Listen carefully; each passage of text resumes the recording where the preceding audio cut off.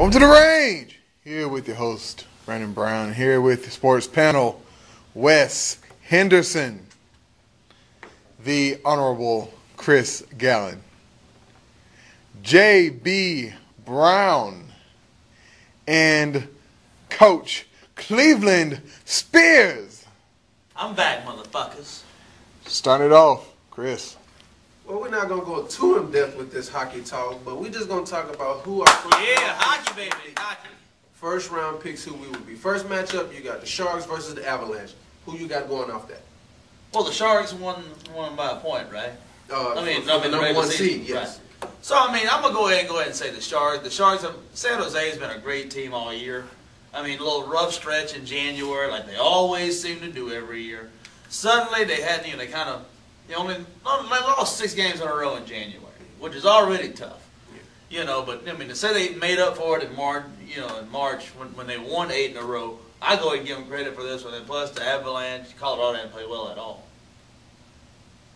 Honestly, San Jose, within the last 3 years, they've always held down either the first top 3 seeds within the playoffs anyway. So San Jose has always been a force to be reckoned with when it comes to the regular season. But when it comes to playoffs, they always find a way to let a team that they should not let beat them sneak up behind them. And Colorado is no slouch. Obviously they're not as strong as they used to be back in the late '90s when they had Peter Forsberg. But still, Colorado still should be taken seriously. Well, you know what this for this NHL playoffs, I'm picking 2 upsets. Okay. 2, possibly 3 for the top 2 seeds in each East and West. And this is one of those upsets. I really believe that the Avalanche will beat the Sharks in the first round, because in hockey there is no such thing as home ice. Right, that's true. Right. That's true. I mean, I see your Sharks versus your Avalanche over the Sharks, but I think the Sharks will get back on track. I know they're down 2-1, so I mean that's just that already sucks in the NHL because that's like being down 3-1. Really, in the NHL talk. I mean, if you really think about it, it does happen a lot. I'm gonna go ahead. I'm gonna raise you that one, but I do have the Predators over the Blackhawks, mainly because the Blackhawks don't show up in the playoffs. They just really don't show up in the playoffs. Yeah, they've done it the past 2 years. Last year was a number 3 seed, I believe, last year, but they were like heavily favored to win their first round matchup, and then they lost. They got swept. Yeah.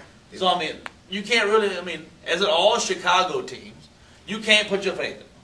Well, besides the Bulls, the White Sox, you all right with me? What? Get the Cubs.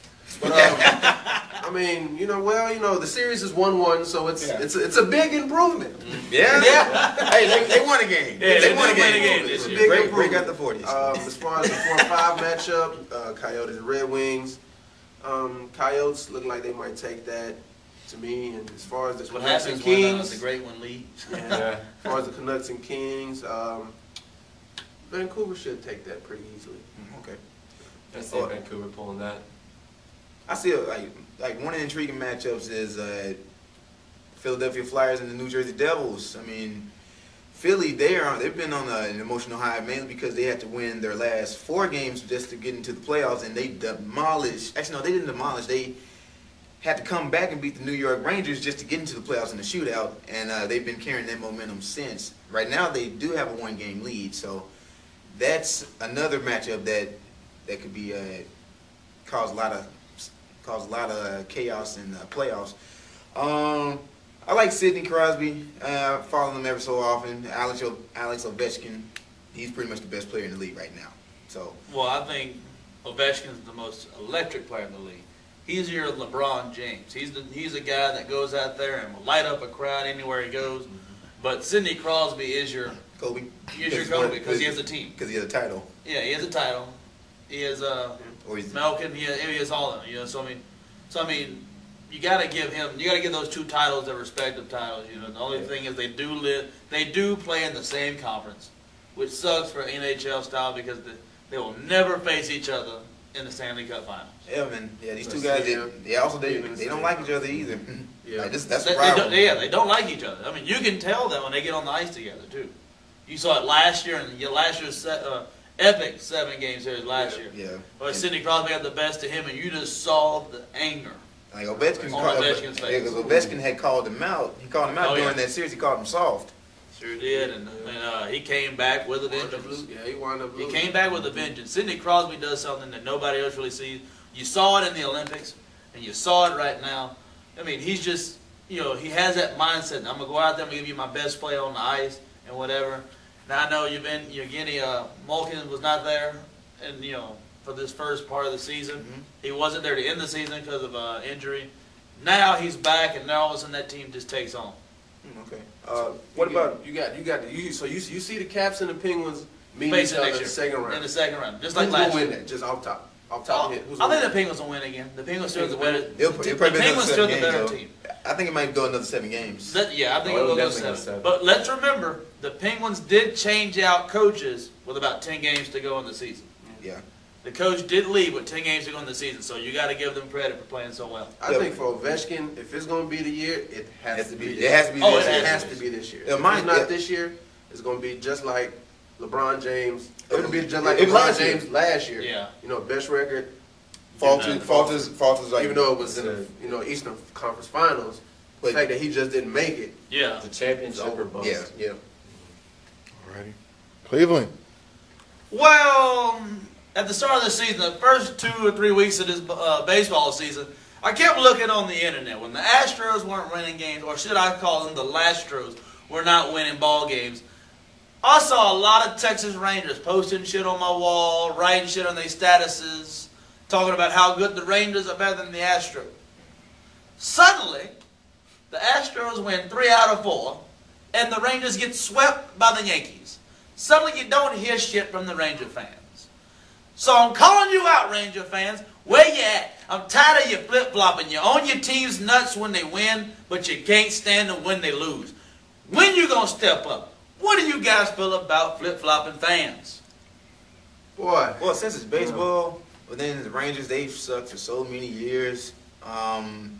They got. I think the fans are so used to losing that the fact they don't know how to react when they actually win, especially a great amount of games. They have a lot of talent on this team. They just don't know how to utilize it to the fact that they should be playing with the Yankees, not getting their ass swept. I mean, I know the Yankees have all that talent and all that money, but the Rangers are just. Hell, they could play with the Yankees. They should be up there, almost in the conversation. So as far as them flip-flopping, that makes no sense at all. If you're going to stand behind your Rangers, please stand way the hell behind them. Well, for you Rangers fans, you close to 500. I guess that's the best you ever seen. But you know what? As far as just being flip-flopping fans, it makes no damn sense. If you got a team, stick with your damn team. Especially in the state of Texas. You can't go from one team in Texas to another. You would get your ass whooped out here. Yes, you You would. understand that? That's almost like football, basketball, baseball. That's almost like gang get your violence. ass whooped out here. That's gang violence. You don't do that. There's already a big enough rivalry between Houston and Dallas anyway. Yeah. Don't do that. We gotta. Yeah. We're gonna have to look for some of them people. Oh, yeah. Yeah, from a Texas Ranger fan perspective, it's stupid. But focusing on the fact of flip-flopping is just complete bullshit, pretty much. You don't do that. This is a terrible thing to do. Zingo, baby. Because it is a rivalry. You may look at it. The top 3 teams in the major leagues that are rivals with the Texas Rangers are the New York Yankees and the Seattle Mariners and the Los Angeles Angels, and then the Houston Astros. Only because of the fact they're a crosstown rival. You cannot support that team and that team. That's like mixing together just something that just does not mix. Oil and water. Yeah. Yeah. Okay. I like For the that. Yankees and the South. Way to go, Cameron. I like that. Okay, I'm going to go ahead before we have to go on this one. I'm getting really tired of you Rangers fans coming up to me. Yes, I supported my Astros when they were 0-9. Suddenly we're 3-10. But last week, yeah, I know, huh? But last week when your boys were beating down teams, everybody was saying to me, Justin, we're going to win. We're going to win our division. We're going to go into the playoffs strong. Suddenly, you think your team sucks because they got swept by the Yankees. Get on their nuts and stay on their nuts or stay off. Because I'm getting tired of the bullshitting around. Don't come back to me in September when your team's fucking around. No, damn well you're not going to beat Man, you got Oakland, 160 Los Angeles, or Seattle. We'll be right back here on the road.